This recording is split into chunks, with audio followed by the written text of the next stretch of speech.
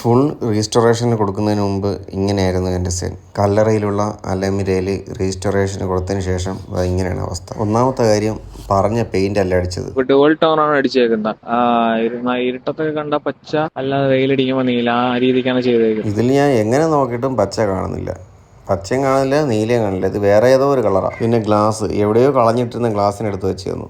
ഇരുട്ടത്ത് ഓപ്പോസിറ്റ് വണ്ടി വന്നാൽ ഒന്നും കാണാൻ പറ്റത്തില്ല. ഇത് പുതിയ സീറ്റ് എന്നും പറഞ്ഞ് എനിക്ക് തന്നതാണ്, കീറലൊക്കെ ആയിട്ട്. വണ്ടിയുടെ ഉൾഭാഗം അല്ലമ്മി ഒന്ന് വൃത്തിയാക്കുക പോലും ചെയ്തിട്ടില്ല, അത്രയ്ക്ക് മോശമാണ്. വണ്ടി പണിയാൻ കൊടുത്തപ്പോൾ ഉണ്ടായിരുന്ന ഹാൻഡിൽ വണ്ടി പണിത് തന്നപ്പം കാണാനില്ല. ഞാൻ പറഞ്ഞു ഫൈബർ ഡോർ പാഡ് വെക്കണമെന്ന്.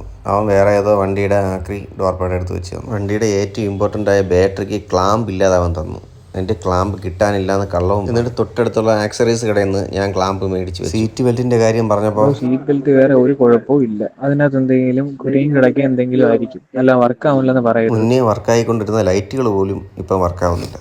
വണ്ടി വീട്ടിൽ കൊണ്ടുവരുന്നതിൻ്റെ ഇടയ്ക്ക് ഈ സൈഡ് ഗ്ലാസ് ഡോറിനിടയ്ക്ക് ഇളകി വീണു. 7 മാസം പണിത് വണ്ടി കുളമാക്കി തന്ന് 1 ലക്ഷം രൂപയും വാങ്ങിച്ച ശേഷം അല്ലമ്മി പറഞ്ഞ വാക്കുകൾ.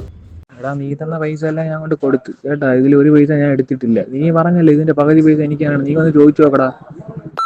നീ എന്നോട് നീ നീ പൈസ ഇല്ലെങ്കിൽ പിന്നെ വണ്ടി പണി എന്തിനാണ് വീട്ടിൽ ഇട്ടേക്കണമായിരുന്നു. മടിച്ചിട്ട് പോടാ.